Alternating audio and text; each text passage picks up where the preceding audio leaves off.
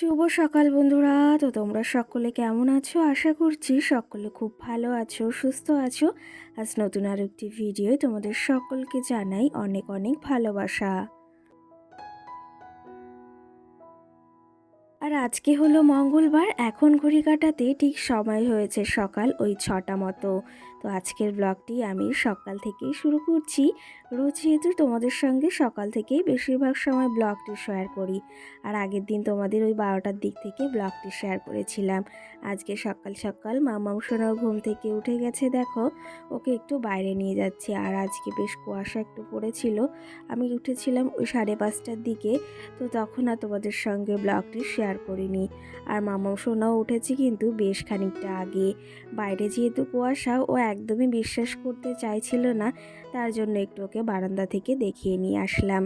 আর এইদিকে এখন মামামকে ওই যে বিছনার ভিতর আবার রেখে এসেছি, ওখানে বসে রয়েছে কার্টুন দেখছে, ওর পাপা মোবাইল চালিয়ে দিয়েছে সেখানে। তো যাই হোক, এখন মামাম সোনা তো উঠে গেছে, ওকে তো একটু চুপ রাখতে হবে। আর ওর পাপার আজকে ছুটি, ওর পাপাও ঘুমিয়ে রয়েছে, এখন তো উঠবেই না কোনো ক্ষেত্রে। ওই 9টা 8:30 না বাজলে ও কিন্তু ঘুম থেকে কখনোই ওঠে না। কিন্তু ওই যে আমার আবার শুয়ে থাকলে তো হবে না, আমার কাজগুলো তো আমাকে সময়ের ভেতর সারতেই হবে। আর সেই সময়ের ভেতর কমপ্লিট করতে না পারলে আমার কিন্তু সারাটা দিন ওই দেরি দেরি সমস্ত কিছু হবে। যাই হোক, এদিকে দেখো আগে আমি বাইরের বাসি উঠানটাকে ঝাড় দিয়ে এসেছি রোজকারের মতো।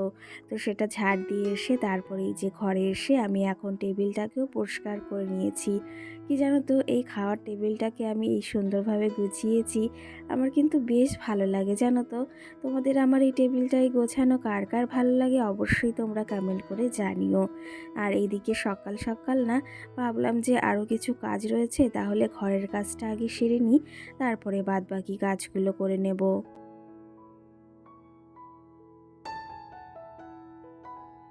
আর কি জানো তো, সকালে ঘুম থেকে উঠে এই বাসি কাজগুলো আগে না করে কোনো কাজ করতে একদমই ইচ্ছা হয় না। আর বাসি ঘরে কোনো জিনিসই কিন্তু করাটা ভালো না আমার যা মনে হয়। তো সেই ক্ষেত্রে আমি চেষ্টা করি তোমাদের দাদাভাই যাওয়ার আগে, মানে কাজে যাওয়ার আগে বাসি ঘর সমস্ত কিছু বাসি কাজ করে ফেলার চেষ্টা। এতে কিন্তু অনেকটা মানে সংসারের পক্ষে ভালো হয়, আর আমি কিন্তু এটা মেনেই থাকি।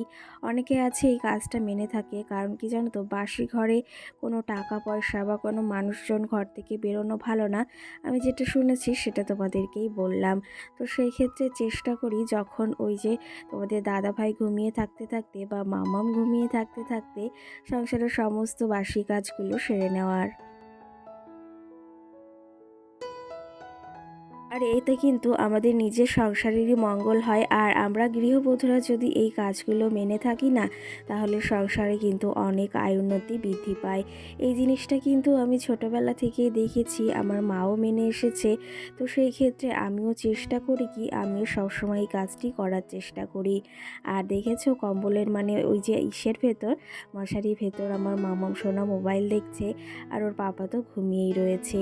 তো চলো তবে এদিকে দেখো, তোমাদের সঙ্গে গল্প করতে করতে আমি এদিকে ঘরটা ঝাড় দিয়ে নিয়েছি। আর এইদিকে এখন দেখো ঘরটাকে মুছে নিচ্ছি। প্রচুর পরিমাণেই এখন ধুলো হয় জানো তো, রোজ রোজ ওই যে মাল করা হয়, কালকে হয়নি তবুও ভাবলাম আজকে ঘরটা মুছে নিই। আবার যদি আজকে মাল দেয় তাহলে সেটা আবার করতে অনেকটা সময় লাগবে, সারাটা দিন চলে যাবে। আর আজকে যেহেতু মঙ্গলবার, তোমাদের দাদা ভাইয়ের ছুটি, সেহেতু একটু মানে কাজের চাপ রয়েছে। কি জানো তো, বাড়ি থাকলে একটু কাজের চাপ এটা থাকেই। তো সেই ক্ষেত্রে ভাবলাম সকাল সকাল তাড়াতাড়ি ঘরটাকেও মুছে নিই।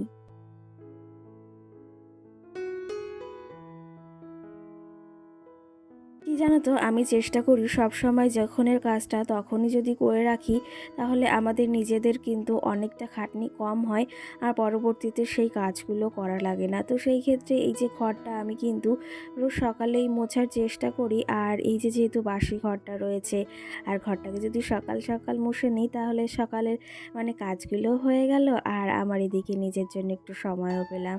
আর এই দেখো সকালবেলা ঘরটাকে কত সুন্দরভাবে গুছিয়ে নিয়েছি, কেমন লাগছে অবশ্যই তোমরা জানিও।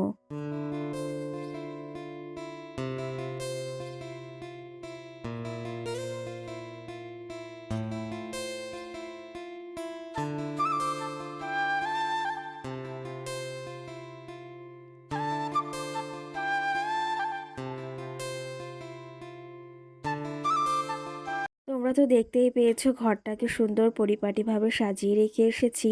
আর একটু পরে আবার রান্না করতে হবে, তার জন্য হাঁড়িটাকেও মাটি দিয়ে রেখেছি, সেটা তোমাদের একটু দেখিয়ে দিলাম। আর এদিকে মাম্মাম সোনার ঘরে থাকবে না জন্য বাইরে আসার জন্য বায়না করছে, তার জন্য ওকে জুতোটা সকাল সকাল পরিয়ে দিচ্ছি, নাহলে বাইরে ভীষণ আবার ঠান্ডা ঠান্ডা রয়েছে।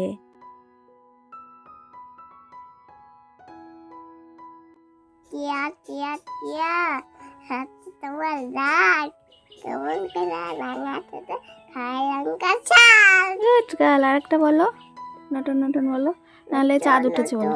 নতুন নতুন তাহলে বলো ওই যে ইয়ে তাঁতির বাড়ি ব্যাঙের বাসা বলো, বলো। হাতে বাদাম জিম তালা মাছে পারে জিম তালা খালে তুলসী তালা হাতে বাদাম জিম। আর একটা বলো, আর একটা বলো, বলো তুমি বলো আর একটা। চাঁদ উঠেছে বলো। চাঁদ উঠেছে ফুল ফুটেছে কদম দাদাইকে হাতি নাচছে খোলা লাগছে সোনা মনে বিয়ে। টাটা দিয়ে দাও। টাটা। সকাল সকাল মামাম সোনা তোমাদের কত সুন্দর ছড়া এই যে শুনিয়ে দিল, আর ও কিন্তু বেশ ভালো ছড়া বলতে শিখে গেছে। এখন যেহেতু ওকে পড়াশোনা টিউশনে দিয়েছি, তো সেই ক্ষেত্রে খুব সুন্দর পড়াশোনা করে, এটা বলতে নেই।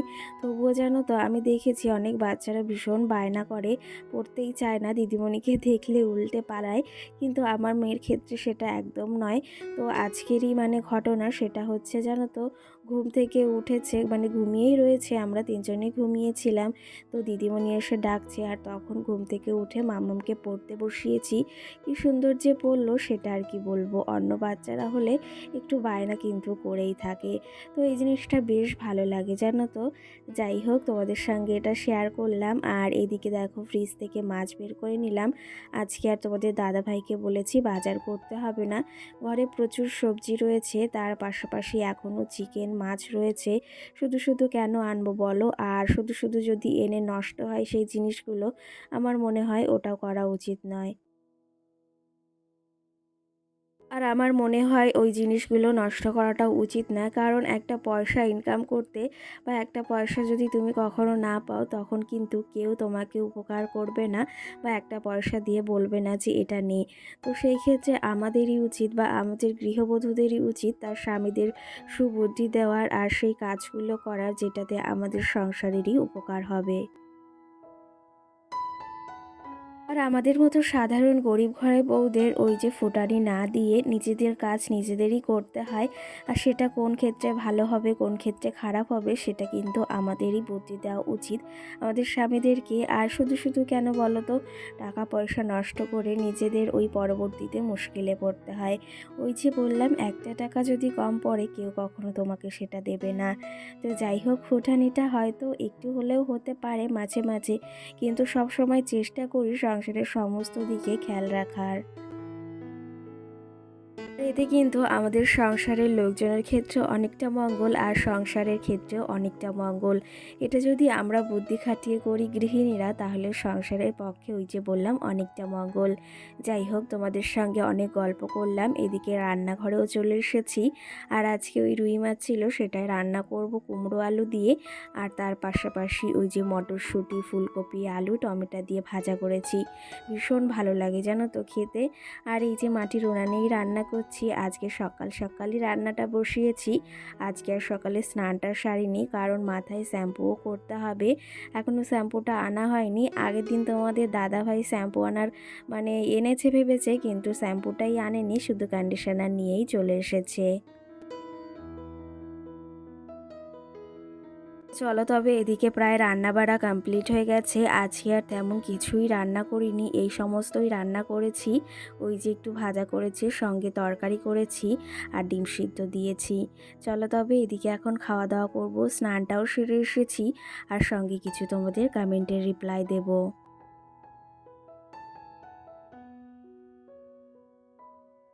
কালকের ভিডিওতে শ্রাবণী রায় নামে বোনু আমাকে কমেন্ট করেছে, কেমন আছো দিদি ভাই? তো আমি ভীষণ ভীষণ ভালো আছি বোন, তুমি কেমন আছো অবশ্যই জানিও। আর সঙ্গে তুমি এটাও লিখেছো যে আমার নামটি নেওয়ার জন্য অনেক অনেক থ্যাঙ্কস। তো সেই ক্ষেত্রে থ্যাঙ্কসের কোনো কারণই নেই, আমি চেষ্টা করি সবসময় তোমাদের নাম নেওয়ার। আর সঙ্গে এটাও লিখেছো যে আমি দেখছি বাংলাদেশ থেকে তোমার ভিডিও। অসংখ্য ধন্যবাদ তোমাকে যে এত দূর থেকে আমার ভিডিওটি দেখছো, তোমাকে অনেক অনেক ধন্যবাদ। সঙ্গে টুম্পা দাস আমার বনুবা দিদিভাই আমাকে কমেন্ট করেছে যে তুমি আমার বনু হও না দিদিভাই, অবশ্যই আমাকে একটু কমেন্ট করে জানিও তো। তো সেই ক্ষেত্রে তোমাকে দিদিভাই বা কখনো বনু বলে থাকি। তো সে আমাকে কমেন্ট করেছে যে মামামকে চুল বাঁধলে খুব ভালো লাগে। তো সেই ক্ষেত্রে হ্যাঁ গো, ভালো লাগে, এখন দেখো বেঁধেছি বেশ ভালো লাগে, কিন্তু একদমই চুল বাঁধতে চায় না। চুলে হাত দিলে যে ওর মাথাটা কি গরম হয়ে যায় সেটা আর কি বলবো। সঙ্গে প্রতিভা নামে বনুবা দিদিভাই আমাকে কমেন্ট করেছে ভিডিওটা খুব ভালো হয়েছে, অসংখ্য ধন্যবাদ তোমাকেও। সঙ্গে আমার একটা বোন আমাকে কমেন্ট করেছে, দিদি ভাই তুমি অনেক ভালো ভিডিও করো, কিন্তু সেই অনুযায়ী ভিডিওতে অনেক কম ভিউজ আসে।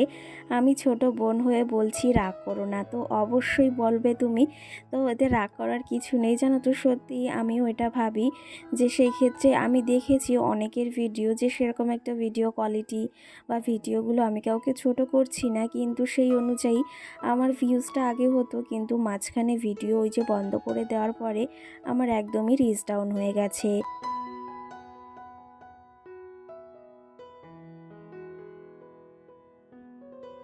সঙ্গে এটাও লিখেছো তুমি একটু টাইটেল আর থাম্বনেলটা চেঞ্জ করো, এবার মাম্মামের মাঝে মাঝে দুষ্টুমি বা ডেলি রুটিনগুলো শেয়ার করো, এইসবে তাহলে ভিডিওর ভিউজ আসবে। লাভ ফ্রম মেদিনীপুর, আমি তোমার সব ভিডিও দেখি। তো অসংখ্য ধন্যবাদ বন্ধু, তুমি এই যে সুন্দর একটা কমেন্ট করেছো। আর সত্যি কথা বলতে এতটা সারাদিন কষ্ট করে যদি ভিউজ না আসে, তাহলে যে কতটা কষ্ট হয় একমাত্র কিন্তু যারা ভিডিও করে তারাই জানে। সঙ্গে মৌনামে আমাকে দিদিভাই কমেন্ট করেছে, জামা কাপড় উল্টো করে রাখলে এতে নেগেটিভ এনার্জি ছড়ায়, তুমি ইচ্ছা করলে করতে পারো, তোমাকে বললাম কিছু মনে করো না। অসংখ্য ধন্যবাদ এই কমেন্টটি করার জন্য, বেশ ভালো লাগলো। আর এদিকে আমি দেখো খেতেও বসে গেছি, আর ব্লগটিও বেশি বড় করব না, এখানেই শেষ করব। সকলকে টাটা।